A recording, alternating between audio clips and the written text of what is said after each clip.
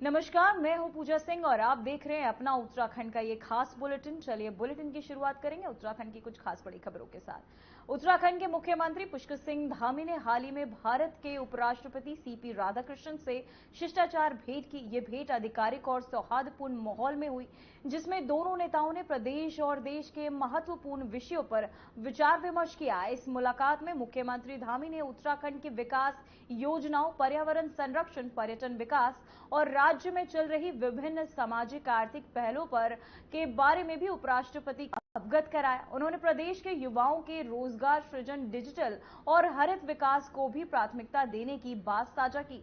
इसी के साथ सीएम धामी कई कैबिनेट मंत्रियों संग बैठक भी करेंगे।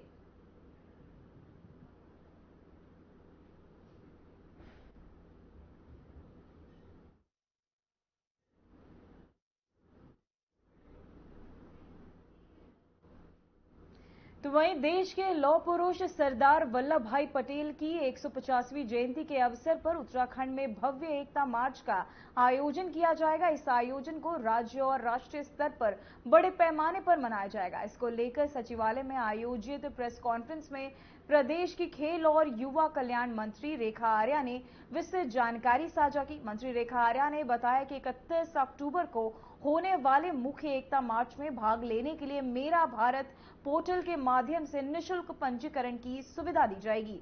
रजिस्ट्रेशन प्रक्रिया 6 अक्टूबर से शुरू की चुकी है। वहीं आपको बताते चले, इसमें आयु या संख्या की कोई सीमा निर्धारित नहीं की गई है।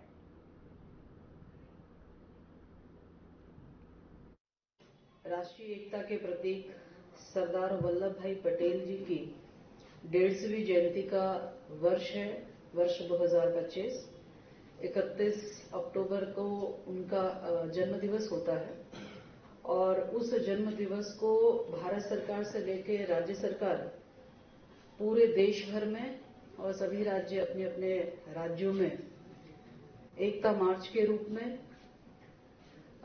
सेलिब्रेट कर रहे हैं, जिसके निमित्त प्रथम चरण में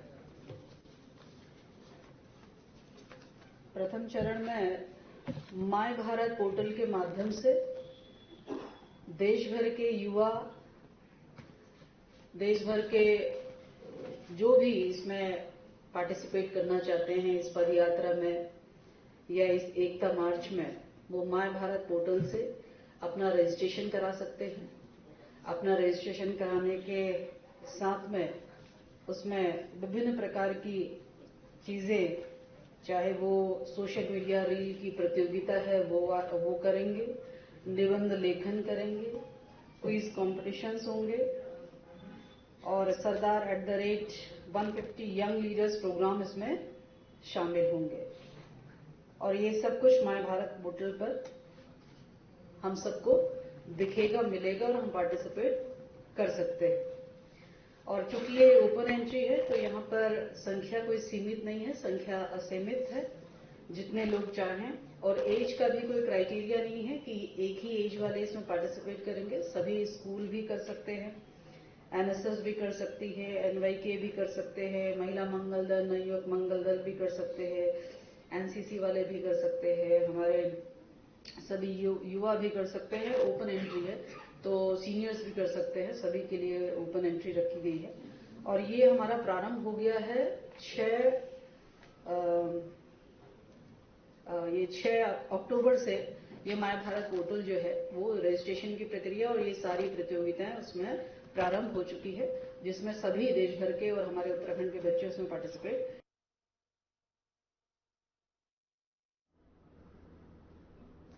तो वहीं देहरादून स्थित आईटी पार्क को लेकर कांग्रेस ने धामी सरकार पर एक बार फिर गंभीर आरोप लगाए हैं।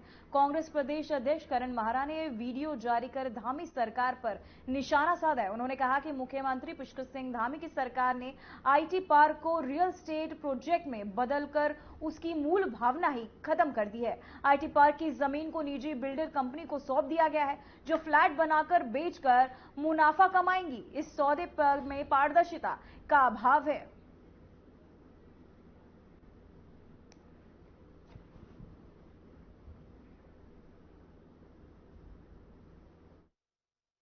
पर आज एक नया खुलासा हुआ है जिसमें एक वरिष्ठ पत्रकार ने आईटी पार्क के बारे में एक बड़ा खुलासा किया है, जो बहुत ही धक्का देने वाला, दुखदायी है। पंडित नारायण दत्त तिवारी की एक बड़ी सोच थी कि आईटी पार्क बनेगा, वहां आईटी कंपनीज और टेक्नोलॉजीज वहां आएंगी, सॉफ्टवेयर कंपनीज आएंगी और युवाओं को बड़ा रोजगार मिलने का काम होगा।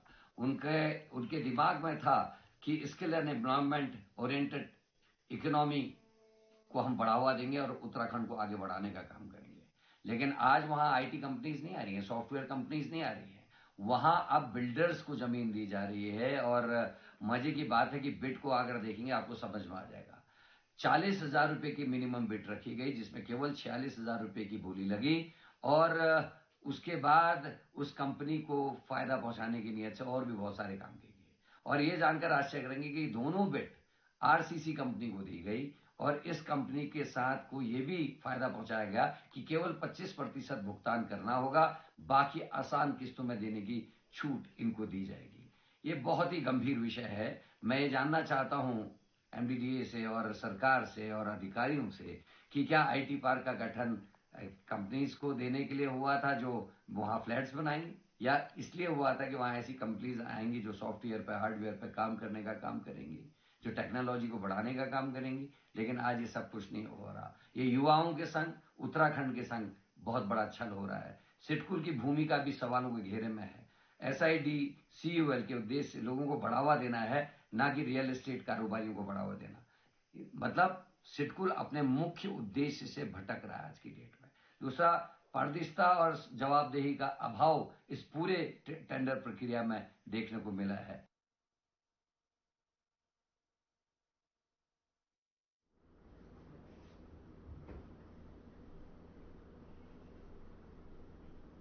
तो वहीं राज्य में चर्चित पेपर लीक मामले को लेकर देहरादून में जन सुनवाई आयोजित की गई। ये सुनवाई एकल सदस्यीय जांच आयोग के अंतर्गत की गई, जिसकी अध्यक्षता उत्तराखंड उच्च न्यायालय नैनीताल में सेवानिवृत्त न्यायमूर्ति यूसी ध्वानी ने किया। वहीं जन सुनवाई देहरादून स्थित IRDT ऑडिटोरियम में आयोजित हुई। वहीं जन सुनवाई के लिए बेरोजगार संघों, प्रतियोगी परीक्षाओं की तैयारी कर रहे विद्यार्थियों, कोचिंग सेंटर से जुड़े छात्रों और अभिभावकों को शामिल रहे, वहीं ताकि वे अपने अनुभव और सुझाव साझा कर सके। कार्यक्रम में खंड शिक्षा अधिकारी, उप शिक्षा अधिकारी समेत शिक्षा विभाग के अन्य संबंधी अधिकारी भी मौजूद रहे।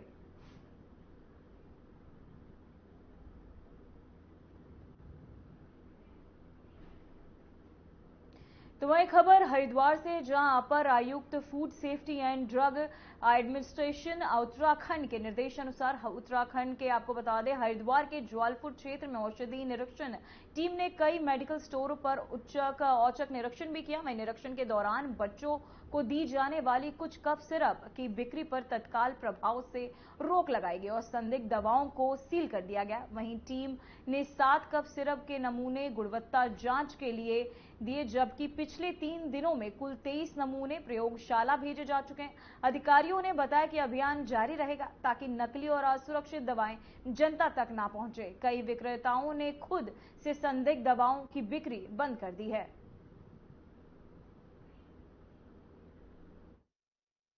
अभिभावकों से और सभी लोगों से ये अपील करना चाहती हूँ कि जो है कोई भी दवा जो है बिना डॉक्टर के प्रिस्क्रिप्शन के ना ली जाए। और कई लोग क्या करते हैं कि कफ सिरप ले लेते हैं, डॉक्टर उन्हें दे देता है, तो बच्चों को 4 दिन दवाई पिलाते हैं, उसके बाद क्या करते हैं कि दवाई को बंद करके रख देते हैं। तो ऐसा नहीं करना चाहिए।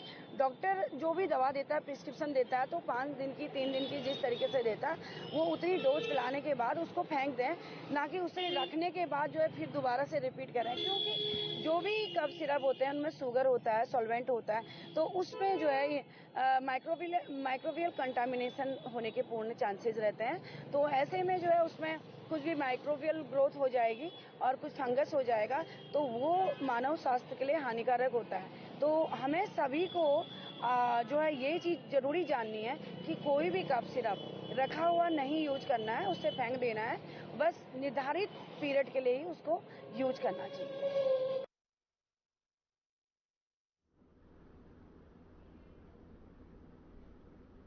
तो वही खबर देहरादून से, जहां जिले में प्रशासन ने बरसात थमते ही आपदाग्रस्त बचौली गांव को मात्र 7 दिनों में सड़क मार्ग से जोड़ दिया।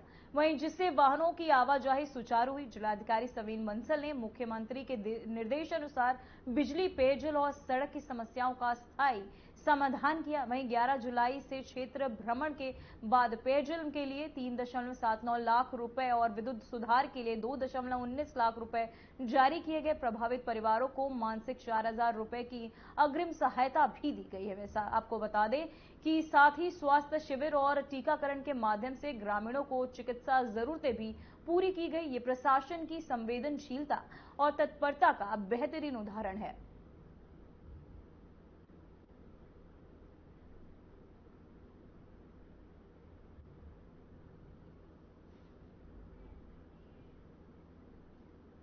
तो वही खबर पिथौरागढ़ से है, जहां भारत तिब्बत सीमा की ऊंची बर्फीली चोटियों को प्रोजेक्ट 21 के तहत विकसित किया जा रहा है, जो सीमांत इलाकों में साहसिक पर्यटन के नए अवसर पैदा कर रही है। इससे क्षेत्र में पर्यटन को बढ़ावा मिलेगा और स्थानीय विकास को नई दिशा भी मिलेगी। प्रोजेक्ट 21 का मकसद इन दुर्गम और ऊंचे पहाड़ी क्षेत्रों में पर्यटकों को आकर्षित करना है, खासकर उन लोगों को जो पर्वतारोहण, ट्रैकिंग और अन्य साहसिक गतिविधियों में रुचि रखते हैं। भारत तिब्बत सीमा की बर्फीली चोटियां अपनी प्राकृतिक सुंदरता और चुनौतीपूर्ण रास्तों के कारण आपको बताते चले पर्यटकों के लिए आकर्षक का केंद्र बन रही हैं।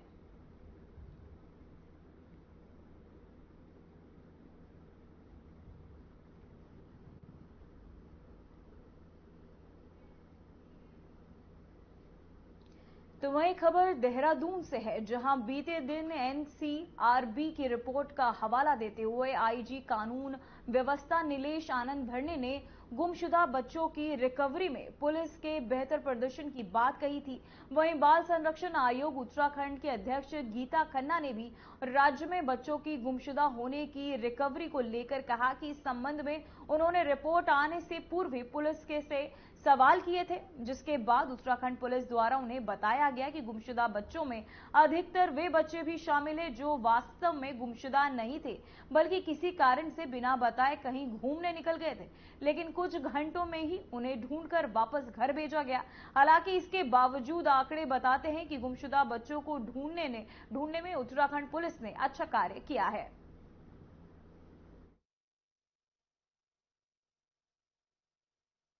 आप आज सवाल पूछ रहे हैं जब रिपोर्ट पब्लिक डोमेन में है, पर जब ये एनसीआरबी की रिपोर्ट आई थी तभी मैंने सवाल पूछा था सरकार से, पुलिस से, कि ऐसा कैसे हो रहा है, कहाँ जा रहे हैं हमारे बच्चे। और उसके लिए एक बहुत बृहद कार्यशाला फिर आयोजित की गई, जिसमें मुझे पूरी रिपोर्ट नीलेश बरने की और उनकी पूरी टीम ने वो रिपोर्ट दी। तो क्या हो रहा है, बच्चे रूट के, लड़के एडवेंचर के लिए, जैसे पहाड़ के बच्चे को बस मसूरी आना है, यहाँ वाले को हरिद्वार तक जाकर देखना है, किसी को फेसबुक के फ्रेंड से मिलने जाना है, ऐसे करके बच्चे निकल जाते हैं। अब जब शाम तक बच्चा नहीं आता या 2-4 घंटे स्कूल में नहीं है, दोस्तों के पास नहीं, तो माता पिता गुमशुदगी की रिपोर्ट लिखा देते हैं और वो शाम तक रजिस्टर बन जाता है ना, वो रिपोर्ट शाम तक पूरे प्रदेश से पुलिस मुख्यालय में आ जाती है। लेकिन वो 4 घंटे बाद भी अगर रिकवर हो गया, 1 दिन बाद मिल गया, तो वो मिसिंग चाइल्ड वाली लाइन में तो आई गया।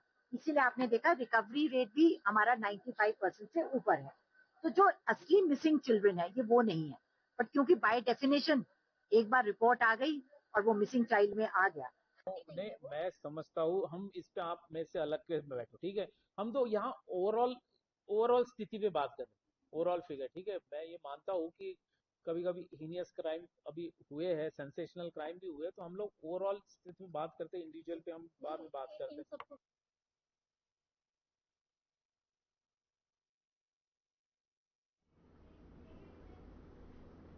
अब वक्त हो चुका है एक छोटे से ब्रेक का।